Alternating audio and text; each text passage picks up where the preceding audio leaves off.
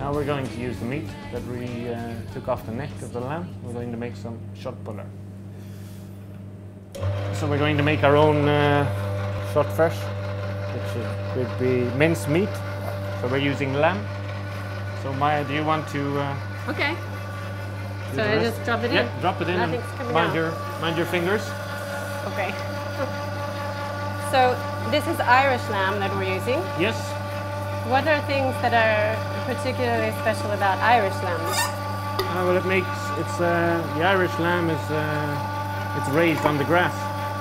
It spends 11, 12 months of the year outside in the open air. We haven't got a mass production of battery lamb that we use. We've got quite small farms with lamb. The husbandry is very, very good. Now if you want to turn it off. Press, yeah. So there we have our lamb mince. So in case it's not so common for people to have a meat grinder at home, it's easy to find this in supermarkets in Sweden. Yeah, just look for, you see the white? Yeah. That is the fat, so that gives you the flavor. Okay. So just look for a good sprinkling of white through your meat. So it gives a marbling effect, really. We're going to add some chopped shallot, some sea salt. We're going to use some egg, and then we're going to roll them. Yeah. So we're just going to make plain meatballs. We'll fry them off and we'll serve them with mashed potato, some pickled cucumber. We have made a LINGON sorbet, and we're going to use a cream sauce as well. Okay. We'll wash our hands after the raw meat. Okay. So we're going to use a banana shallot, Okay. which is available in any food store. Half it like so. Okay. They're more intense flavor from a normal onion. So just slice as thin as you possibly can. Leaving the root end intact. So when you peel it, leave your root intact, so the shallots, you've got a base to work from. So slice lengthways first, and then through the middle. And just be careful with the knife. But that seems to be the riskiest part. So it's like that. Okay. And then you chop it, like so. Keeping your finger like that. So don't have your fingers like this. Yeah. Just keep your fingers back. Okay. So if the knife slips, it only cuts The not so important part. The not so important part. Okay. So if you want to try this one, and then try that one. Okay. So in Sweden, typically meatballs are made with a combination of meat, right? So they're made with pork and with beef. Pork is quite a cheaper product. Does it help to make it softer by doing that? It depends on the fat content as well, but if you just use plain beef, you get more of a produce.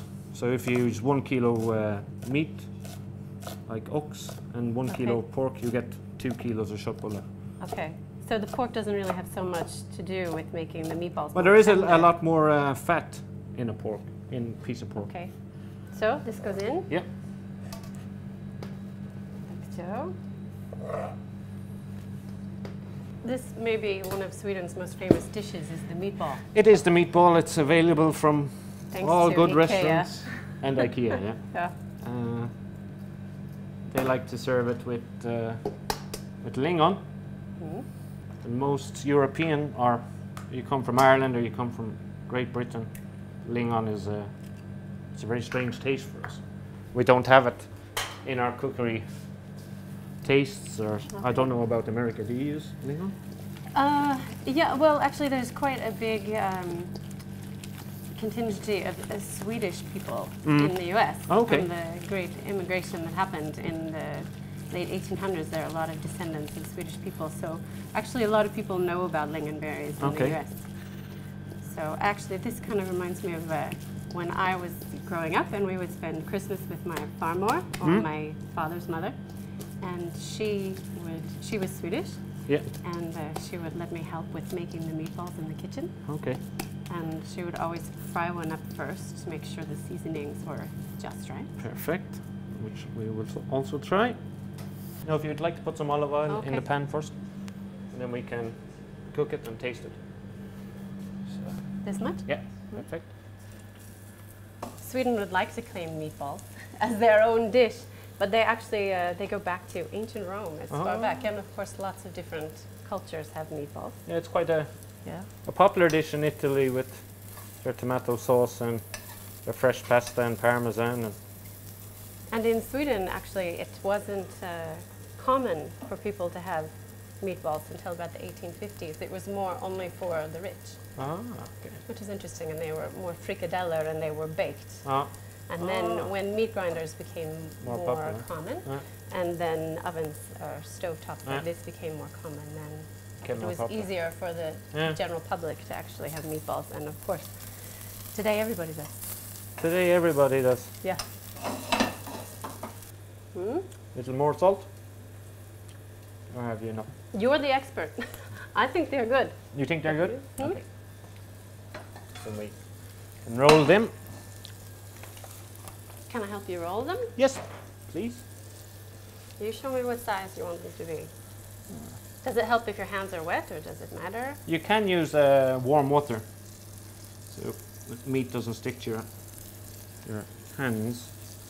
But I think we should be okay. We haven't got that much that I need to make. And the key for baking them in the pan, or cooking them in the pan on the stove, is so that you get the crust on the outside? Yeah, and then you can make your sauce from, you see the way a meat kind of sticks. If you add some wine or some cream preferably, you can get your flavor from the deglaze the pan. So you can use cream to deglaze the pan, not just wine. So once they're sealed all the way, we'll add some sauce.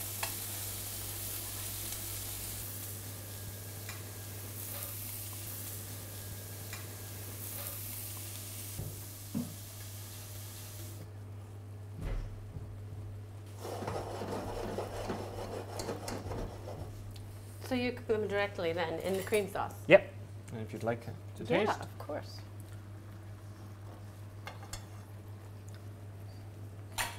So you added cream, and then did you add stock too? Yep. Cream and our reduced that's really good. lamb stock. The more you reduce it, the more intense flavor you will get.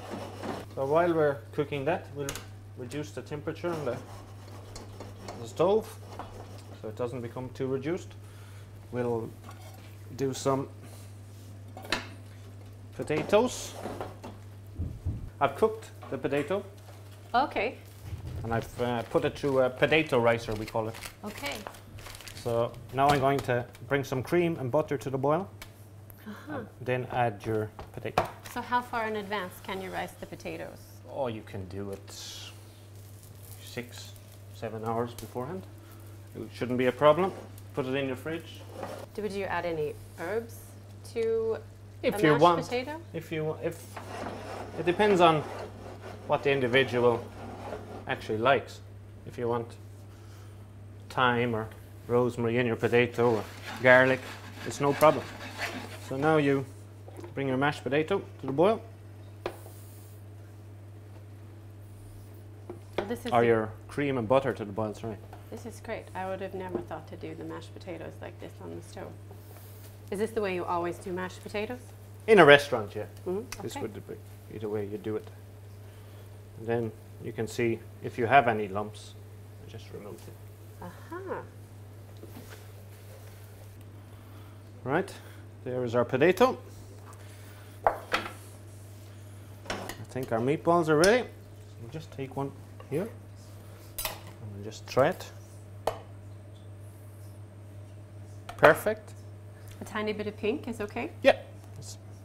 It'll continue to cook if you want to taste it. Because we minced it on our own. Yeah. Is it good? Yeah, it's very good. Right. And it's really interesting to have a different option than with the lamb. You get tired of too much unusual. Too much beef. You just want to put the meatballs anywhere around there. I need to go get in a row or something. whatever you want.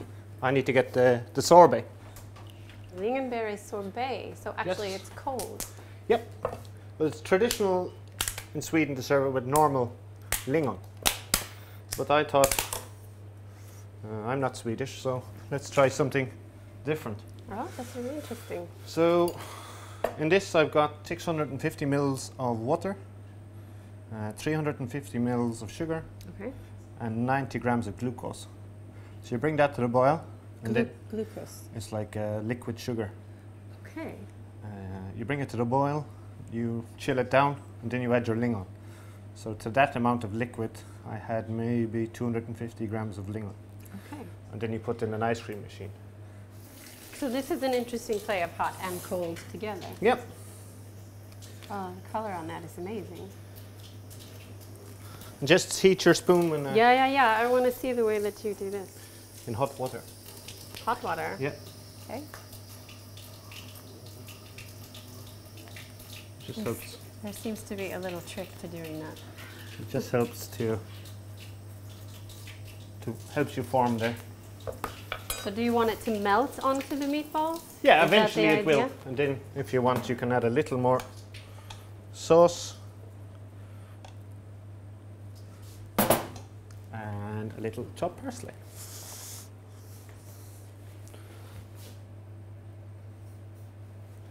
Now, if you'd like to taste, Of course, of course. you can tell us what it's like. There you go. Oh, I have to try it with the lingonberry sorbet. I think that's really fascinating. And a little bit of the potatoes Yep. too, because those look fantastic. Oh, it's very good. I really like the cold actually against the warm meatballs, and the flavor of the lamb still comes through. Really good. It is a good addition. Because when you serve your lingon, it's cold anyway, so it's just a different way of serving lingon. Something different to try at home. Exactly. Exactly.